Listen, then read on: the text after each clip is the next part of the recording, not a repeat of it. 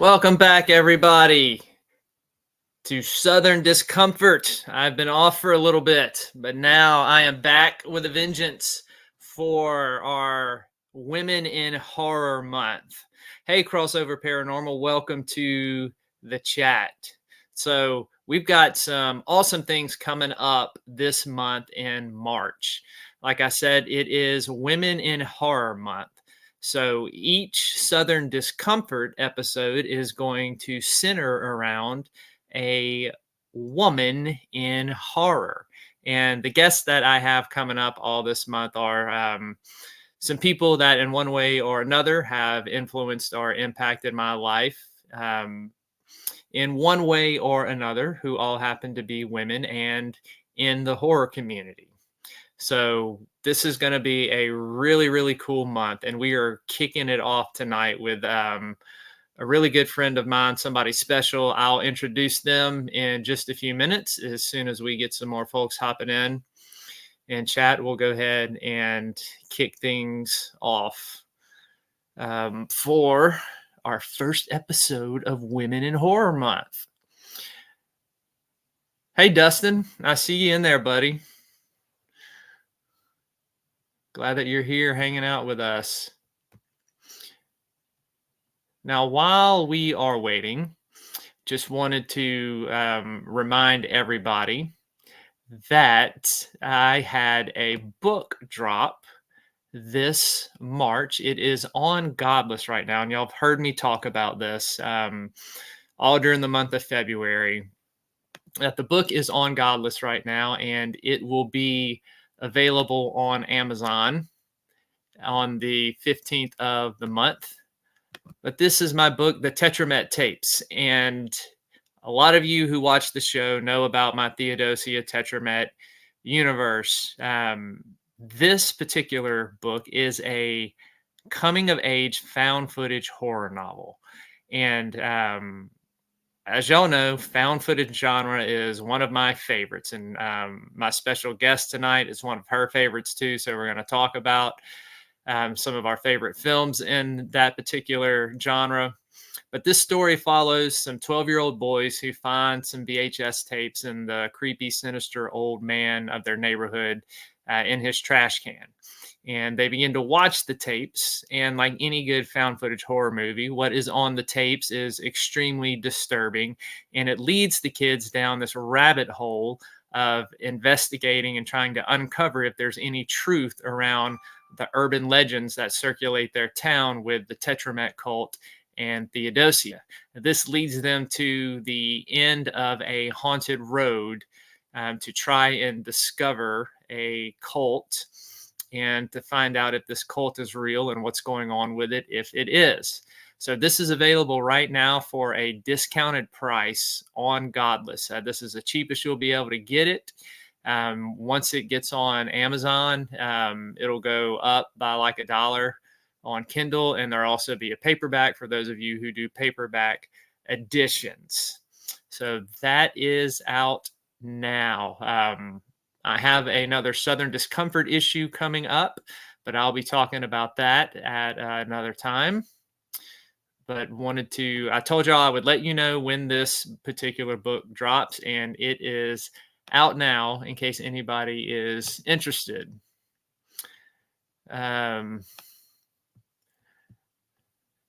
Let's see.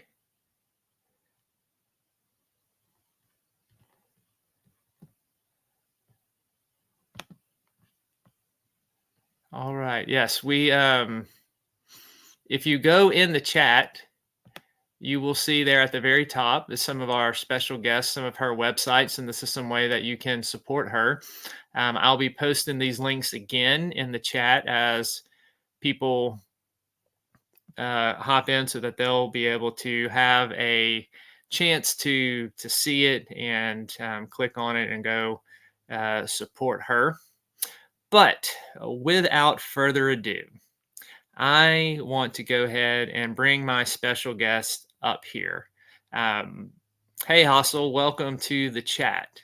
Now, this particular lady, she and I got introduced and became friends because she was a book reviewer, and she ended up reviewing a few of my books in the Theodosia Tetramet universe. And so she reviewed my books, and we stayed in touch. And just through constant communication, we became friends. This particular lady also has a wonderful podcast that she does, and we're going to be talking about that as well.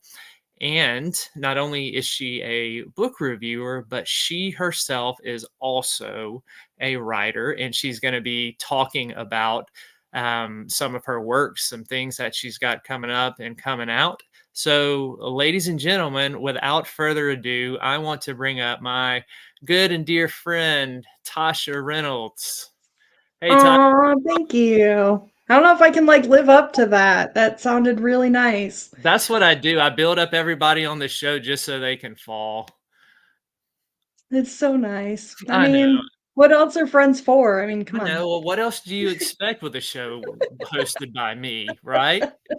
Crash You and should burn, you should crash have and been burn. prepared for this. You betcha. Yeah, man, So I think you also owe me certificates still for yeah, I making still it got to get those through. made. My Yeah. Photoshop, Adobe Acrobat, whatever type of skill that it does to make those. I've actually made a couple of them, and they've looked so terrible. I've just trashed them. So I haven't forgotten. I'm trying to find one that doesn't look like a third grader playing around on a computer with it. But also, I mean, well, that was about like Theodosia's age, right? So that kind Yeah, of yeah, kinda, just go like kinda. balls to And the wall, then, like on. well, you might be onto something. If I make it really terrible and really bad, you'll never forget it. See? You'll Think be like, outside "Oh the my box. gosh, that time Zeke tried to make me a certificate. It was the most god awful thing I'd ever seen before. I was too embarrassed to even hang it on my refrigerator." Oh no, I would plaster it everywhere. Make Oh, copies. Be proud of that thing. Frame it. yeah, yeah. Whole I nine see we got yards. Kenneth in the chat, and oh, Miss Ruth Ann Evans is in there too. Yeah, she is. Love you. Ruth I'm so glad Ann. she popped in. Yeah, as I've been trying to write more Yeah, again, it helps when you have friends who are like super talented and pump out book covers like nobody's business. yeah, So there's just constant inspiration. I'm like, oh my God, I need to write that story. Oh, but I need to write that story too. Oh, and that one. That would be great. yeah, yeah. The book cover collection. Yes, indeed. Phoenix Fire, welcome to the chat. So, since we're already on the subject of books and writing, why don't you tell us? I know you had some pretty cool things happen this past year with writing and stuff. So, tell us what those are. Tell us how it came to be, what inspired you to get back into it and try your hand, because we all know it takes a lot of guts to put ourselves out there with stories, right? It's a Um, it's a hot mess. and then tell Um, us what your plans are moving forward with your writing. Ooh. So I guess the original, I'm gonna since it's also Women in Horror Month, the very first published project that I was a part of was Livestock, Voices of the Unheard, from Voices from the Mausoleum. She and I worked together on that, and I wrote the foreword for it. So I got some pretty good feedback from that, and I basically just kind of like peed my pants when a book came and it had my name in it and like things that I had written. Yeah. Um, so I had gotten a couple of short stories done. They didn't really seem to kind of fit anywhere. And then Angel from Voices did, she's kind of in the process of trying to get like her own press up and going. So she's doing an entire series that's based on different rooms in the house. And I had written a tonsil stone story. That one Um, is good. I just gotta throw that out so there. That was great. yes, appreciate that. Yeah, it's funny because they always say like write what you know. And I used to have those at one point. Like I didn't have my tonsils out till I was like 22. So I kind of like had some experience with that. So it was super exciting to see that one find a home. And then the lovely Ruth Anna Evans, if she's still in here, she just had the Dark Blooms anthology come out, which is girls coming of age horror. And I had kind of tossed around an idea in my head for what I might do with that, and then just like started writing and writing and writing. Also loosely based on like some real life events, but also extremely exaggerated for the sake of creative uh creative pursuits. And it was just crazy to be in a table of contents list with, all these other like awesome women that I have seen in, all over the place. And I got like fangirling a little bit and was really excited about that.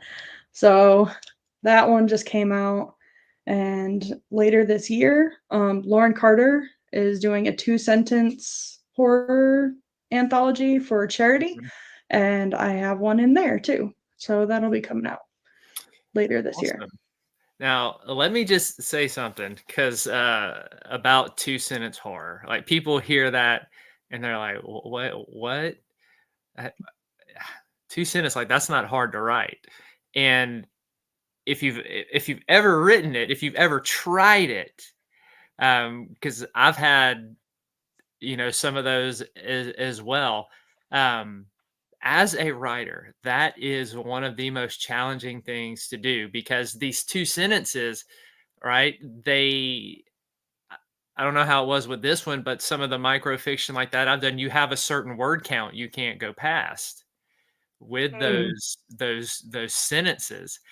And so it's like you have to pick your words wisely, and you want something that's going to make the most impact and describe your scene because it's almost it's like a power punch is what you're going for in a way. So yeah.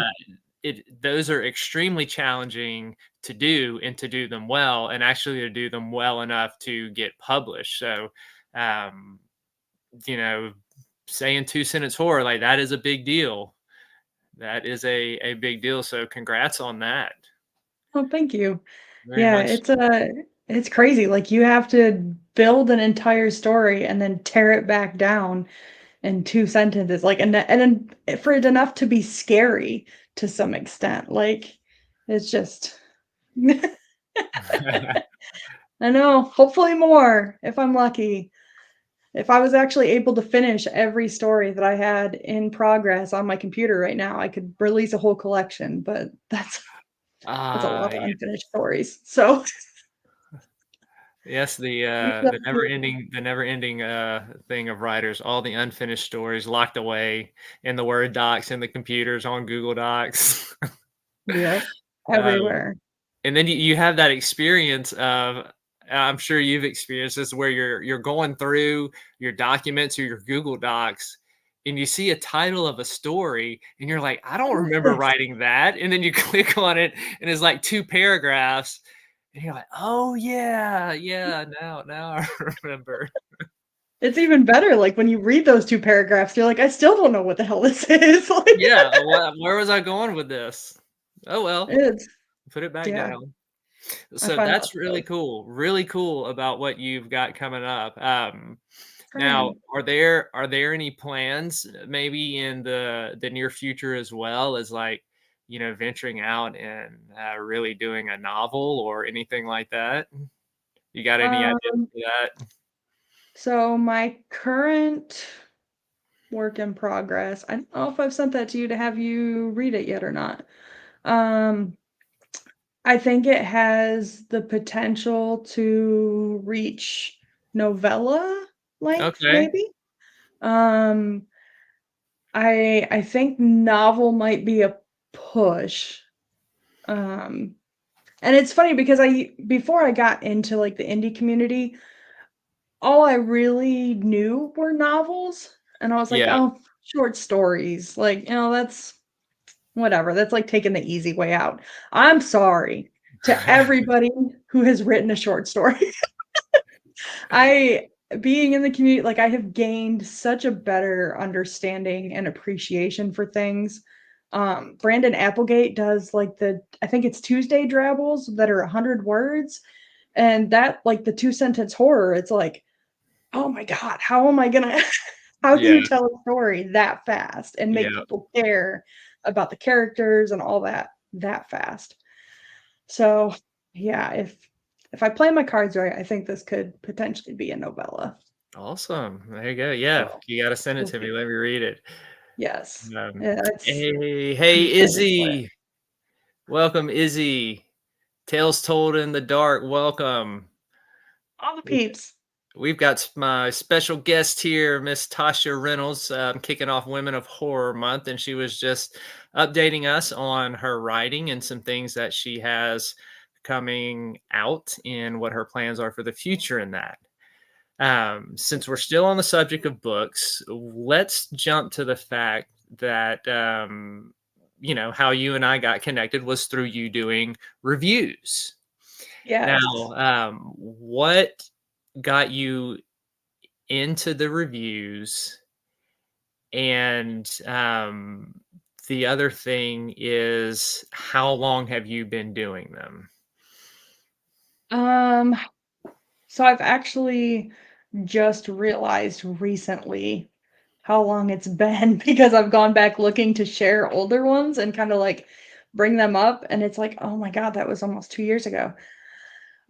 So I officially started what was Scribbles with Tasha and Hmm. is now the Sinister Scoop in June of 2022. And it was just me by myself. I would do a book review, the next week do an interview, and the interviews I do, I just send 10 questions that are horror related. Some are ridiculous, some serious, like lessons that they want to share with other people, that kind of thing. So I did it on my own until February of last year. Oh my God, it's been a little over a year now. Holy crap. Last February, Cat Velour enabled the crap out of me and supported me turning it into like a full site. And we've got all kinds of contributors now who are wonderful. And we've expanded to doing movie reviews and we've done some interviews with filmmakers and stuff like that.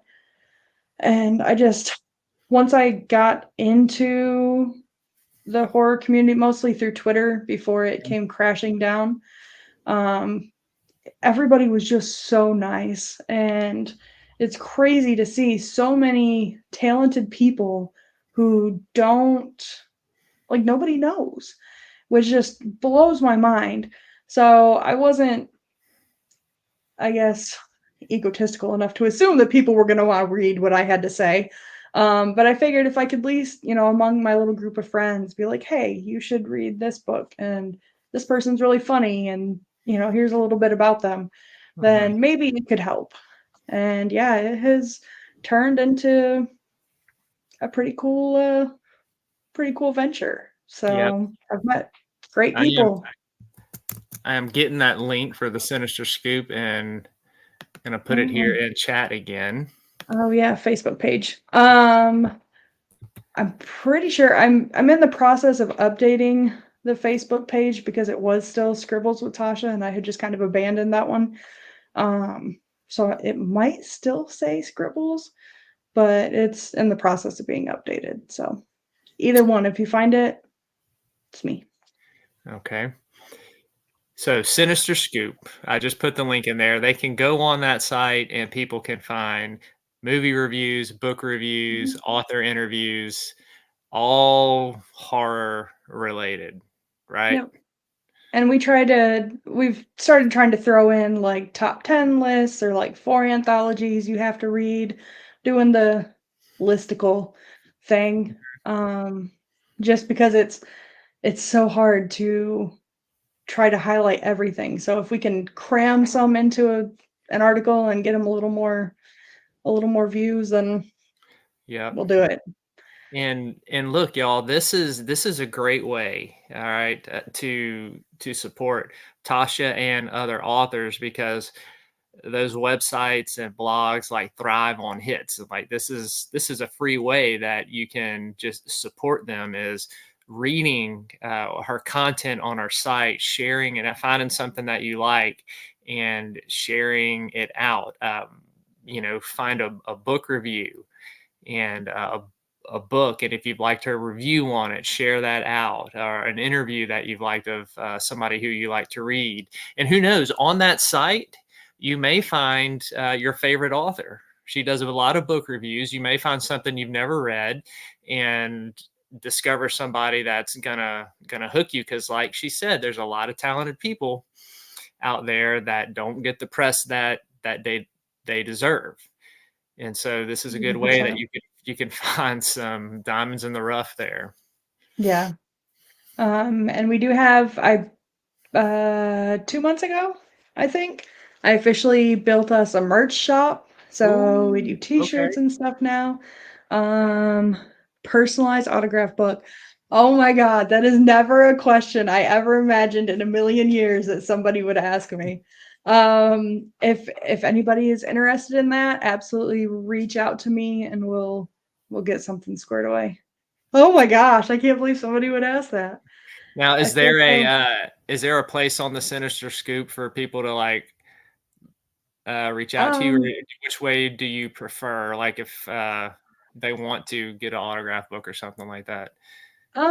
pretty much anything is fine. Usually Instagram is where I'm lurking. It's just the Sinister Scoop on Instagram, all one word. Um, there's the Sinister Scoop at Gmail or tasha.reynolds.writes@gmail. I'm kind of all over the place. So I will definitely yeah, I always love to hear from people, whether, they have a book that they want to recommend we review, or if somebody needs a review or anything. Like, we're all about getting the word out there and helping out however we can. Yeah. Yes, Dustin, I will give her your info after the show. That way y'all can connect and you can get an autographed book. There Oh you man, I feel so fancy. go. Like So real. look at you. Yeah. It feels good, doesn't it? It feels Oh, good. it's crazy. Absolutely crazy. Probably the best So thing was like when my mom came down at Christmas, and I was able to hand her a book and be like, I have a story in this book. And she loves horror. Like, she's how I got into Stephen King. I read my first Stephen King when I was like 8. Thank you, yeah. Mom. Um, so so it was really cool to be able to like hand her that, be like, look at what I did. Yeah. So I bet that was kind of a surreal moment, huh? it was awesome. Yeah. Yep. There'll be memories that you hold on to, things you'll never forget. That's awesome. Yeah. Forever and ever and ever. Squeal, scream. Journey thinks somebody's attacking me and gets all freaked out. It's like Yeah, I all gotta worried. gotta go check on mom and make sure she's okay. Now, speaking of, okay, since you brought up the dogs, you gotta tell about the dogs, because these Oh dogs, goodness. all right, they are absolutely hilarious. I get entertained with Tasha's stories about her dogs all the time. And tell Gosh. us their names. Awesome names for these pups. We got animal lovers So on this show.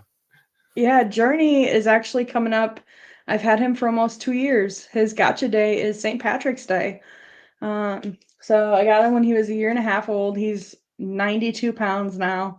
Um, Weimaraner Great Dane mix, and like the biggest baby in the world. Uh, Crazy anxiety, all the good things. So last August, after doing some research into Weimaraners as a breed and, social habits and how many people were like, mine calmed down so much after I got a second dog, I was like, maybe Journey needs a little sister. So at his doggy day camp that he has been to a few times. As big as he is, he doesn't like being around other big dogs. They were like, it was crazy. Like he did okay out there, but when we put him in with the little dogs, he was just happy as can be. Mm. So I found one that she was 6 months old, 26 pounds. And I went on my lunch break at work and took a look, and she was just pitiful and sad. And they said that her two brothers that she had been brought in with had just been adopted. So she was all by herself. And I was like, I have a big brother for you. It's okay. So at first she was going to be a gizmo, and it just didn't quite feel right. So I got her home, and Journey, he never barked. He kind of sniffed. We got him inside, and he started bringing her his toys. Like I was standing with her in the kitchen, and he was running and getting his toys and dropping them. And it just, I wish I had recorded it, because you talk about your heart melting. It was just the most wholesome, adorable thing I've ever seen. Yeah. So she was like a quarter of his size, and just tried to curl right up with him. Took him a little bit to adjust, because he wasn't quite sure what to make of this clingy little monster. Well, at that point she was still pretty sweet. She hadn't started chewing on him yet. So yeah, she started to get more comfortable, and I have a video. I don't know if I ever sent it to you, but she was jumping off the couch onto him, and then running around, getting back on the couch, and just like doing these WWE dives off the couch onto him. And he just laid there for it. Yeah. So now that she's a hefty 57 pounds, she is Houdini. She has gotten out of her crate and destroyed my house a few times. You did have sent me pictures of that. Yeah, yeah, I've posted some. I've gotten to where, like, I have no problems using my dogs as content on Instagram, because people just get such a kick out of everything they do. I'm like, why not? Like, who am I to deny somebody a Yeah. little bit of a bright spot to their day? So yeah, she was just launching herself off the couch. She would lay there and like chew on his back leg like he was a chicken wing, and he was just fine with it. Now that she's bigger, he's lost a little bit of his tolerance for it, and he'll kind of snap at her to Yeah. kind of try to get her under control. And it doesn't work, but he Yeah. tries. Yeah. So yeah, they're still absolutely crazy. Absolutely crazy. I love them. I don't know what I'd do without them, but they might be the death of me. Nah, they love you My too horror much. dogs. They wouldn't know what to do without you. Ugh, no, they just don't know how good they have it. No, they No don't. idea. Mm-mm. Uh-uh. So we've talked about the books. We've talked about Sinister Scoop and the reviews and everything you got going on there. Now, fill us in a little bit about your podcast. Yes. Everything. The Ghoulish Gallery, which you were also nice enough to do an episode with Yeah, me on. I think you were episode number 5, maybe? something like that. I was pretty Um, early on. yeah, it was. So I wanted to do a podcast that was still like horror related, but even as like an avid reader, I have a hard time sitting there for like an hour and a half listening to people talk about books. I would rather Mhm. just like read them. So I I honestly don't even I couldn't even tell you what my original thought process was at this point. But I was like, it would be really cool to talk to people from different locations and hear about all these little local, the stories you grow up as a kid hearing about, that house on the corner, or don't go in those woods because this monster lives out there, and things like that. So it started off William Sterling in Georgia. And then my second episode was out of the UK. And next thing I knew, like I've covered I'll have to do a count of how many states I've actually covered at this point because I can update it by 2 in the last few days. And I talked to an author from Iceland, and it's so cool to hear like all this lore and all these really cool stories that are just so different Yeah, from culture to culture. yeah. So it's been a lot of fun. I've learned a lot. Um, I've had to edit a lot of Journey out of them. It still scares me. Like I'll be listening to an episode and all of a sudden he'll bark. And it scares me as much hearing it again as it did the first time he did it when I'm just not prepared for it. Yeah. So, but yeah, Yeah. it's been a blast. Okay, 1 second. I'm gonna ask you another question about that. Dustin's saying the the Facebook stream's not working. Dustin, hold Oh on my 1 second. Let me see what's They have going been on. glitchy today. Yeah, Facebook kicked me out on my phone, and I hadn't been able to get back in. Yeah, Instagram was bad. Like that's where most of my messaging is through, and it was just cannot send, cannot send. Okay, let's see what's going on here.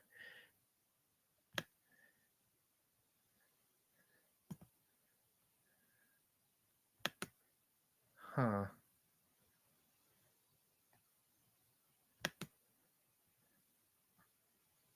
I heard there was like some attempted hacking or something like that. So who knows? Okay. I redid it.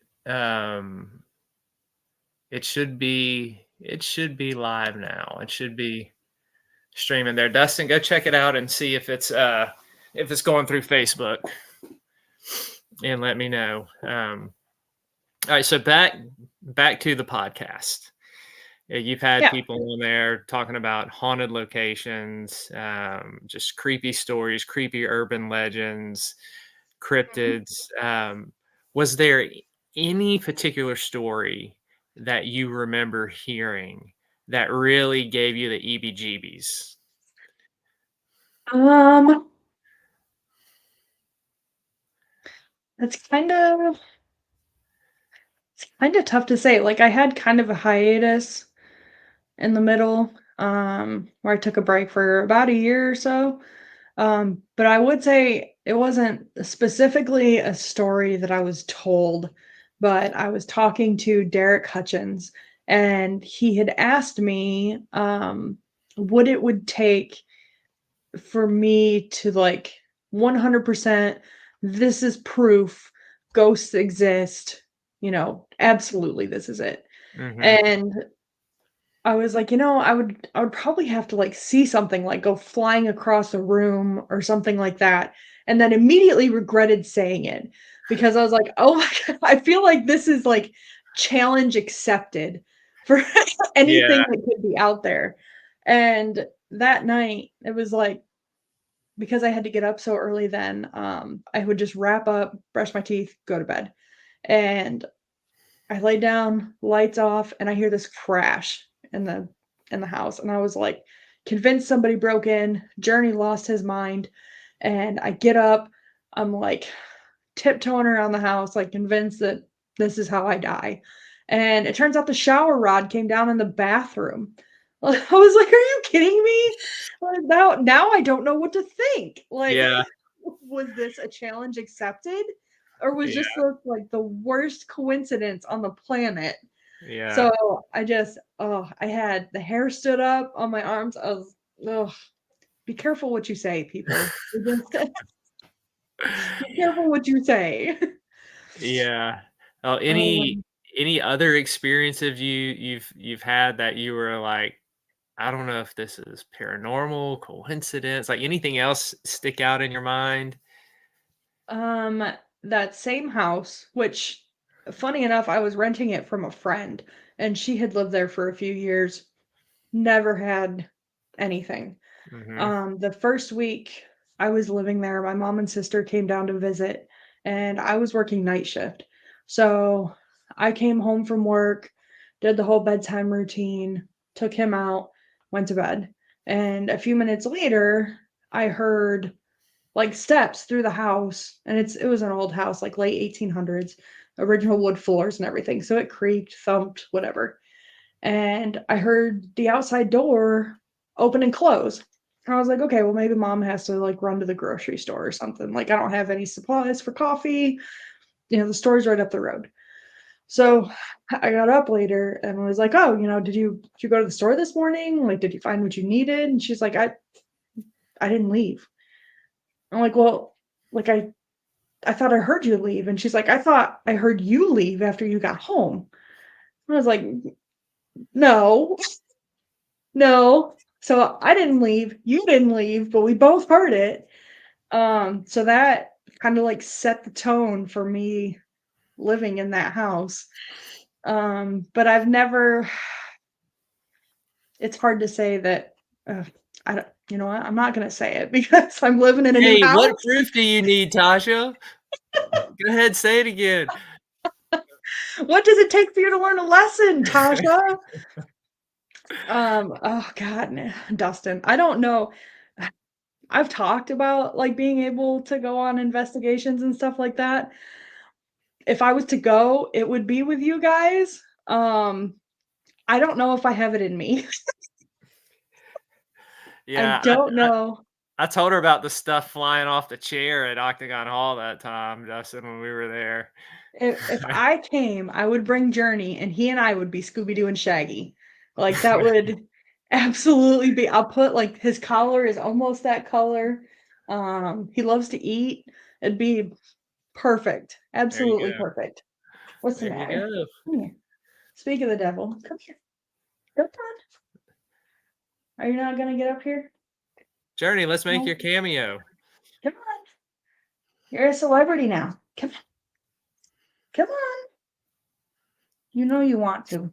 You just see his little Come nose poking up. here. Come here. Come on. Come here. Is he gonna do it? No. What are you doing? Come here. Come here. Come on. Oh, there we go. There we go. There he is. There's the horror dog. That's the horror dog. Over here, Look at buddy. the camera, Journey. Show the people your face. Look over here. Oh, there he My squishy is. face. He's like, I don't know what this is, but I'm not getting enough attention. I've had enough. Yeah, made his little appearance. Now, I know we've talked about cryptids and stuff as well. Now, there's tons of them, and you probably have more than just one favorite or one that you find interesting. But go ahead and lay some of those favorites on us. Oh my gosh. Definitely the Icelandic ones, like the Yule cat. The Yule cat comes down and punishes kids who don't wear the clothes that they get for Christmas. And it's like the size of an apartment building. I'd be dead. So, do what? I said I'd be dead. I know, right? I've gotten some horrible, horrible clothing for Christmas before. Yeah, so I was actually supposed to take a trip to Iceland in 2020, which Ooh. obviously got canceled. So I kind of had like a particular interest in that one. I When I first started this back up in January, I talked to Lisa from Cryptid Comforts. A lot of people feel like it's just authors that can come on the show. It's anybody. Like whether you write, make movies, you sell things, you just love horror and just know these stories. Like Yeah. don't what's the word? Self-fail? Is that what that is?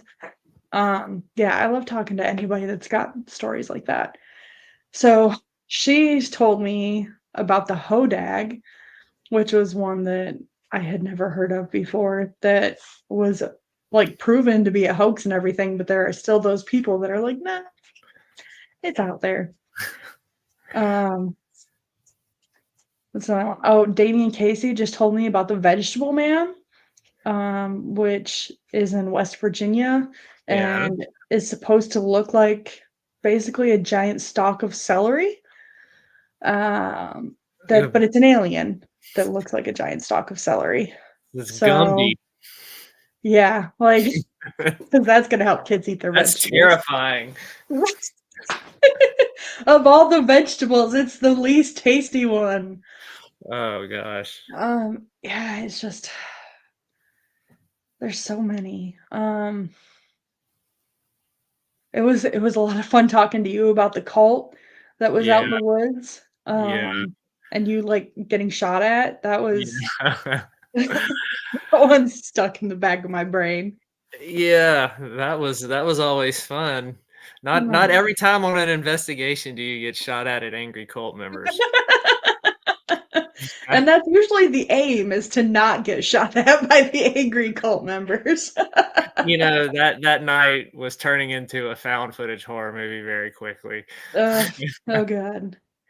Uh, Let me see. hey, Bud Files, welcome. What's up? So many people.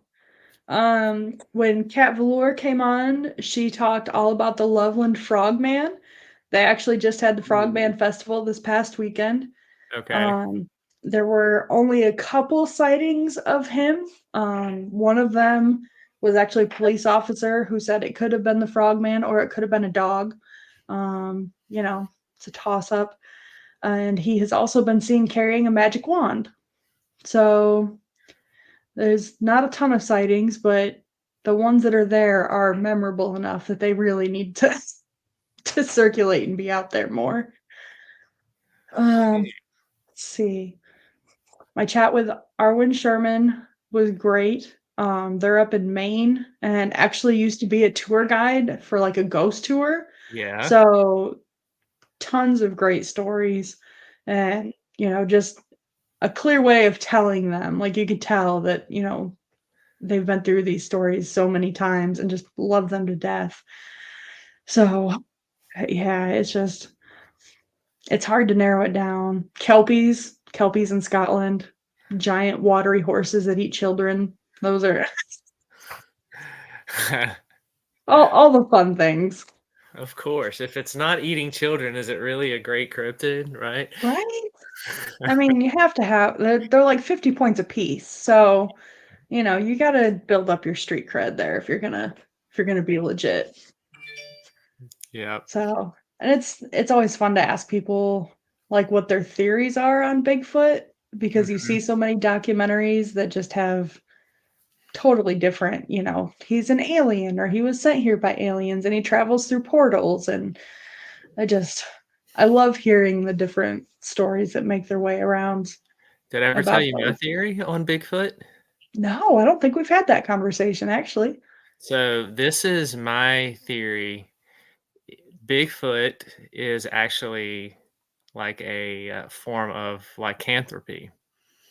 And so the reason you can't Ooh, define him is he's like a werewolf. He changes dangerous. back into human form.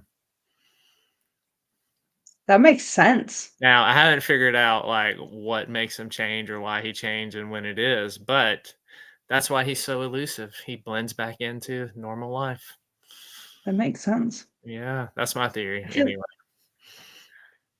I mean, I feel like if something was gonna make me transition into a giant monster, it would probably be like stubbing my toe on furniture because that is like the quickest way to be convinced that you're dying and need help is Toe toe pain meets is furniture. awful. Toe pain is terrible. Ugh, it's the I could worst. I could see that. Um, so let's move on from cryptids to another one of your favorite topics, and that is found footage horror. So we've done a couple of shows in the past of horror movies and stuff, and a while back I went through some found footage, some of my favorites. But let's start off because we got a lot of found footage fans that watch this show, especially Dustin is one as well. So Good. he's seen a lot. Um, Lay some of your top found footage films on us. Sorry, I didn't hear you over Journey. That's okay. Hit us with some of your favorite found footage films. Devil's Pass Yes. is definitely one of my favorites. The Gracefield incident was really good. Um, Huge fan of the VHS Me too. franchise. Yeah. Yeah. Like I remember the first one. There's like bits and pieces of that one that stick in my brain because I saw that one before I was really like into horror. Um, but watching them again once I was more into horror, I was just like, I feel like they got kind of gross when they didn't need to get gross with some of the themes. Yeah. Um, man, um, there's a Skinwalker Ranch one that is actually pretty good. I think it's called Skinwalker And Ranch, but I Walker could be Ranch. wrong. 2 years ago, Angel from Voices from the Mausoleum and I did a found footage month where we watched a different one every single day. Yeah. And they're like scattered in my brain as to which ones are which. Um, let's see what's out the Poughkeepsie tapes. Yeah, that's a Oh good my one. gosh. Those are rough. Da-da. Oh my god, Horror in the High Desert. I don't know Yeah. how that didn't pop into my head. The second one was like one of the scariest movies I've seen in quite a while. Yes, the And second one was great. oh, I'm so excited for 3. And then I found out he signed on for a 4 and 5 too. Oh, really? Yeah, like it popped up in my Google headlines like probably like a month or so ago. Because I Okay. knew the third one was coming out, but They're trying to yeah, beat they out did. Hell House. Yeah, yeah. Oh, that was another. I loved Origins. Carmichael Manor was great. Oh, so good. That was another scary Um, one. Deadstream. Deadstream cracks me up. It, Yes. it's a good one. Um, I think that's probably. I know that I'm forgetting some, and I'm gonna get so mad that I forgot to mention them when I remember them. That's okay. Uh, It's what we want, the ones that stick out in your mind. yeah, I mean Devil's Pass, especially because I'm a big true crime fan too. So the whole Dyatlov Pass Yeah. incident is just all the theories and documentaries and everything out there is just insane. So it was really cool to see a take on it that was completely different from anything that you really hear floating around. Yes. Now, all of those you've mentioned can be found on Tubi, I think, except Deadstream. I think that one's on Shutter. Powder, yeah. I don't know if that one is on Tubi. And Carmichael Manor, the Hell House Origin. I don't know if that I think is. that's on Shutter too. It's only on Shutter. I'm not sure if that's on Tubi, but Tubi has the rest of the Hell Houses. Yeah. Um, Movie's so a yeah, gold mine, man. yeah. So all these movies she's mentioned, Horror in the High Desert, the Gracefield Incident, Devil's Pass, VHS. Blackwell Ghost. Yeah, that's a good one. Blackwell I think Ghost. the eighth one just came out. See, I haven't only seen past the first one. Well, I binged them all one night. Are they all as good? They they it kinda it's a roller coaster. Okay. Um, some are, I think, a little better than the first one, and then there's a couple where it's like, eh.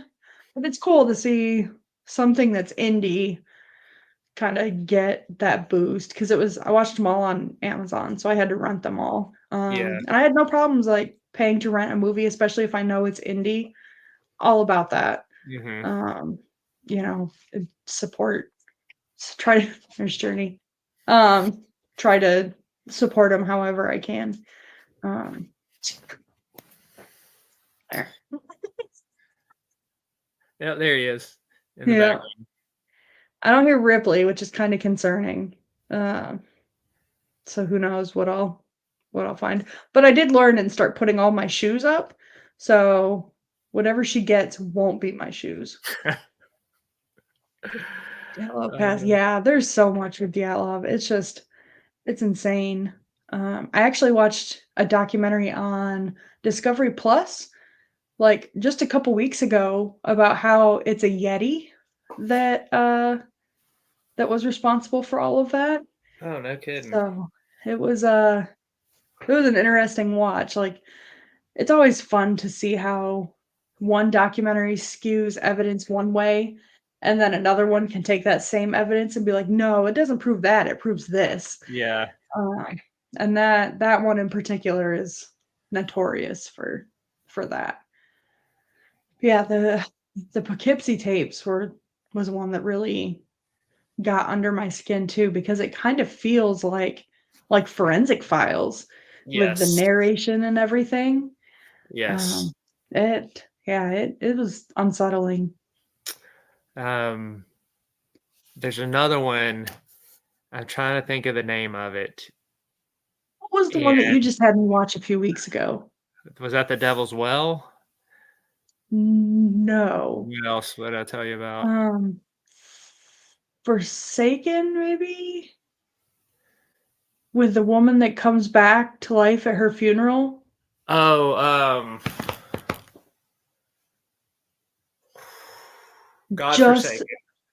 yes, yes, yes.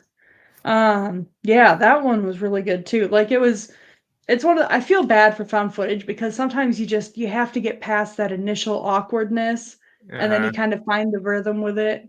Um, and that was one I had actually started to watch at one point and was like, "Eh." So I turned it off, and then you recommended it, and I was like, "You know what? Let me give this another try." And I'm glad I did because it was great. Let's see. Yeah, there's this Like, this one I'm trying to think of, and the name I, c- I can't remember it for some reason, but it's about these deadware. These two college kids, maybe young adults, they're in a chat room together, and this is takes place in like the late 90s, and they're playing like this online game. Where am I getting or is that the other one? There's two movies out there that are like that. One came out right after Blair Witch about these two people in a chat room that start experiencing paranormal stuff. And then there's another mm, one about two people in a chat room that start playing this online game together. Oh, I hate when my mind does this. It's mushing the two together, but they're two separate films. And huh. one is Deadware, and I can't remember the other one's name, but those are on Tubi as well, I believe. Hard sometimes, like, some of them stick to very similar themes, and they just kinda, like, fall in together. Um, oh my god, what was another one that was the McPherson tapes. You've seen Oh, that, yeah. right? Uh-huh. Oh my god, the aliens in that, but, like, it's still kinda scary up until the point they show the aliens and the spaceship. I At that know. point, you can't take it seriously. It's still admirable that they did what they did with what they had available to them. Yeah. Um, but definitely the found footage documentary on Shudder is oh my god, it's amazing. I've watched it so many times, and of course, that's where I get most of my recommendations is from these documentaries too. I'm like, "Oh, watch list, watch list, watch Uh-huh. list." Yep. Ugh. Poor McPherson. They need to get more credit for being, like, the first found footage. Oh, I know yeah. Blair Witch has kinda hogged that title, but they did such a good job. Yep. And it is, even to this day, you go back and you watch it up until that point you're talking about, it's like, man, it's pretty convincing. Yeah, like, just seeing this family I don't know, probably people haven't seen it, but it's also from the '80s, Yeah. so it's hard to spoil, but, just seeing this family, like, going about their business and then, very family videotape feeling. Like, I have Mhm. family footage that kinda looks like some of that, so it's easy to kinda substitute yourself in there. Yeah, it Mm. is. It Have you seen is. Yellow Brick Road? Uh-huh. I need to revisit that one Yep. because I don't remember much about the end. But it suddenly seems like it's popped up and has been making its rounds again lately. Mhm. Yeah, I rewatched it again. A good night crossover. Thank you for hanging out with us tonight. Good night. I rewatched that one. It's been at least a year Mhm. because it did it. I think that one came out 2011, 2012 when it first came out. God, I don't even know. Maybe it was Um, sometime I think in that time period. Like it's been out a while, yeah. and I was like, "Oh, I saw it on Tubi," and I was like, "Man, I hadn't seen this in forever," so I ended up watching it again. Yeah, that is definitely on my rewatch list. And then I decided because Tubi, with all of the gemstones to be found, um, is also a great place to find terrible movies. And there is a found footage one from 2023 called the Quachita Beast Incident. Um, and kudos to this guy for going out with a camera and chasing his dream. He's like probably in his 70s, maybe late 60s, and it's him in the wilds of Arkansas. And apparently it's supposed to be a Bigfoot that he runs into. Um, but it's a riot because like he'll put the camera somewhere and then it'll cut to him like doing somersaults through like the brush, and he's like out there hiking but he's in jeans, and it's like anybody who really hikes knows you don't go in jeans. Like, what is wrong with you? Like, come on. That's my first clue that I couldn't take this seriously. But like 90% of the movie is just him like bouncing around through the forest, like hearing things. And I mean, he probably made this with literally no budget, just him out there with a camera. And like I said, I admire him for getting out there and doing it, but oh my God. You know, this gives me hope, all right? So this means that me and you and Dustin and my fiance Bethany and Let's whoever get out else we there. get involved, we can do this. We can make our own found footage horror film. Absolutely. We Because got this. if that guy can get his stuff on Tubi, right? And Oh yeah. people have heard me say this, Tubi has no standard It whatsoever. really doesn't. And Um, thank goodness for that because, yeah, some people enjoy those movies as much as like a five-star movie. I do.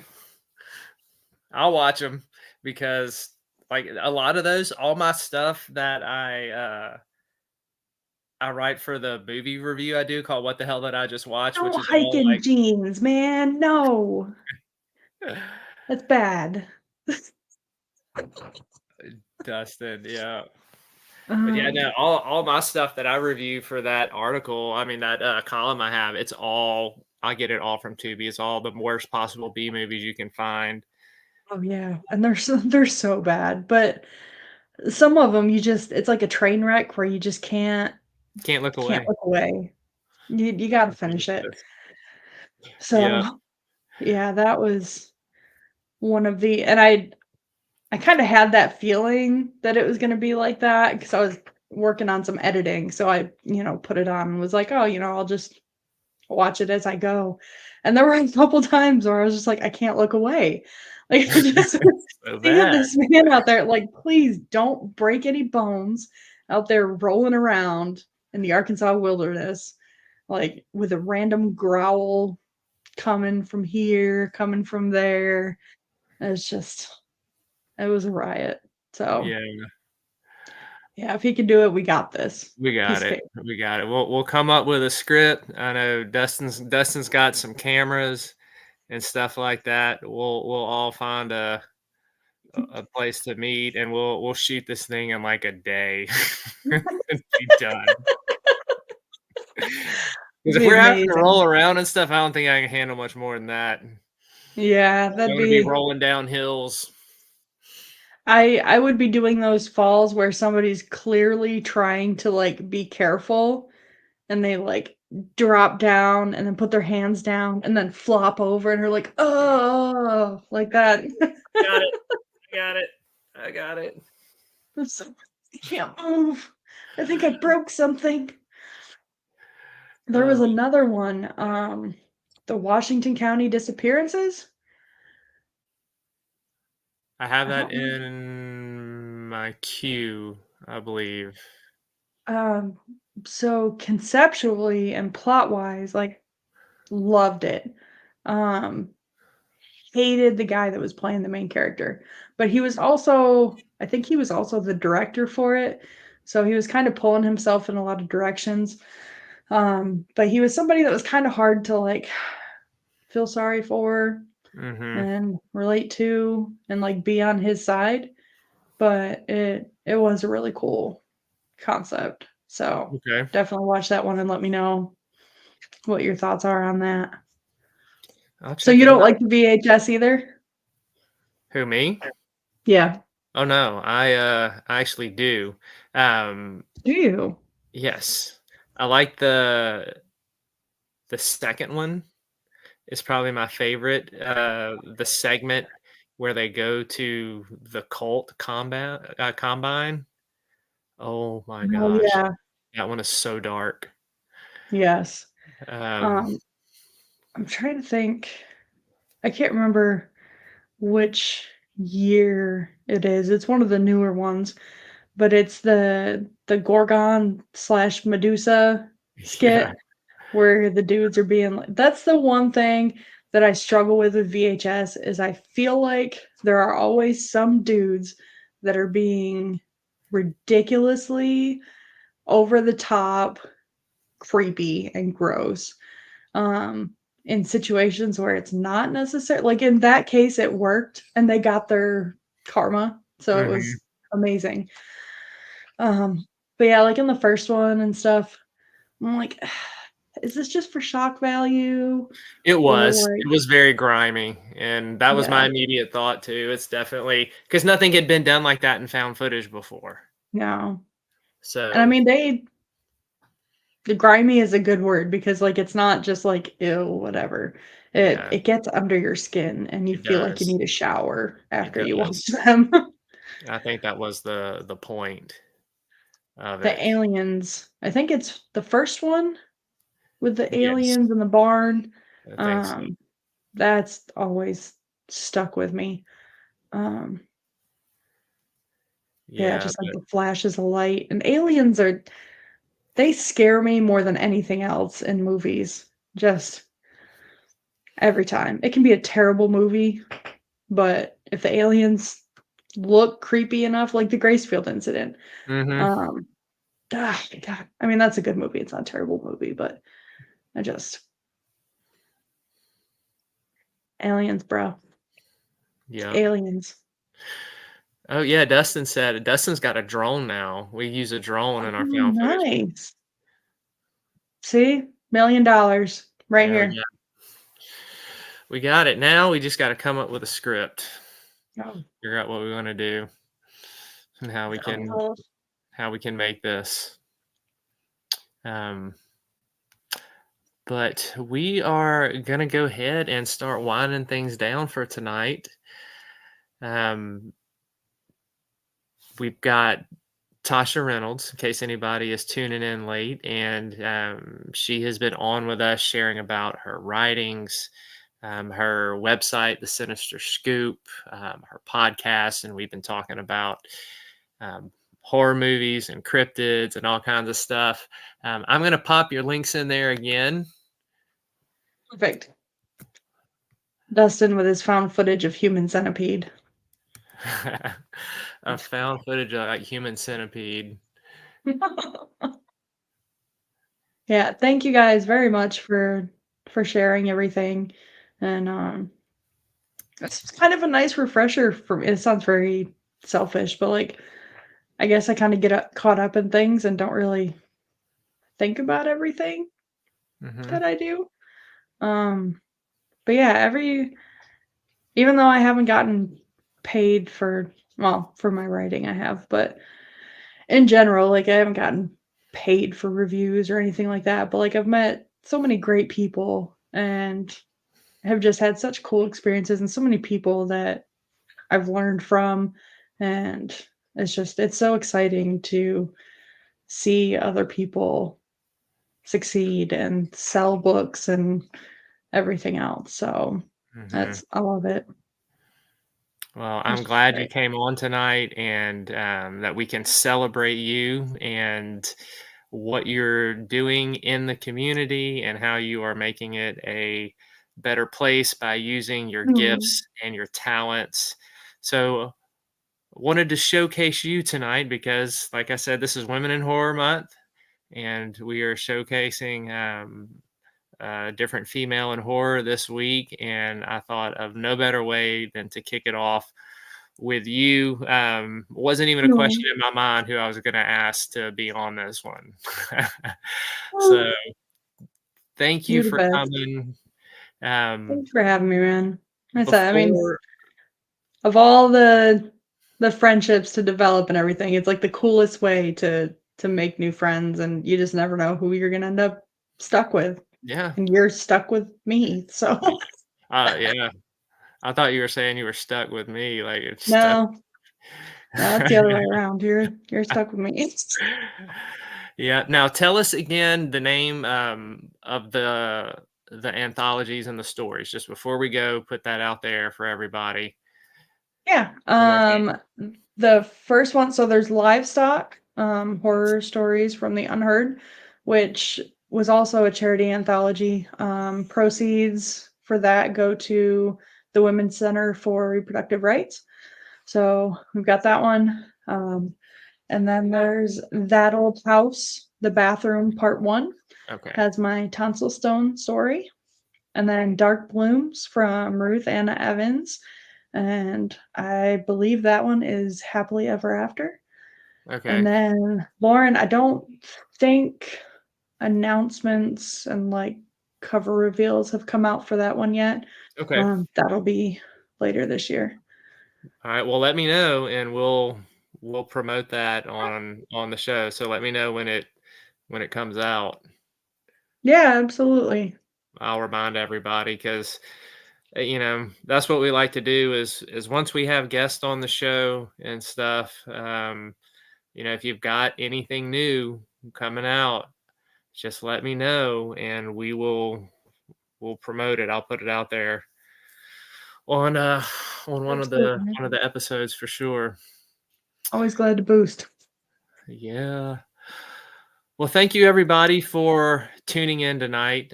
Thank y'all for hanging out with me and Tasha. Thank you for showing the support and being in the chat and also watching live either on YouTube, Facebook, or Twitter.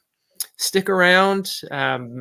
As y'all know, at the end of every show, we always like to play an inspirational video that Dustin has created for us. And I am going to find it.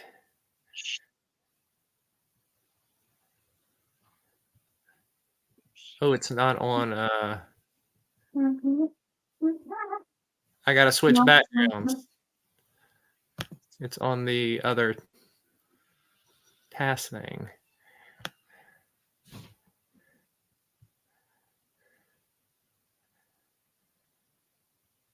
There we go. Hey, what are you doing? All right. Well, everybody, thank you. Thank you, Tasha, for hanging out with us. Thank you And very much. I will let everybody know when our next Southern Discomfort will be. We have it planned, looking at actually doing one this Sunday at 12 o'clock because my guest lives in the UK, and I'll be telling y'all who that is later on this week. But until Awesome. next time, thank you, Tasha. Thank you, everybody. Thank you.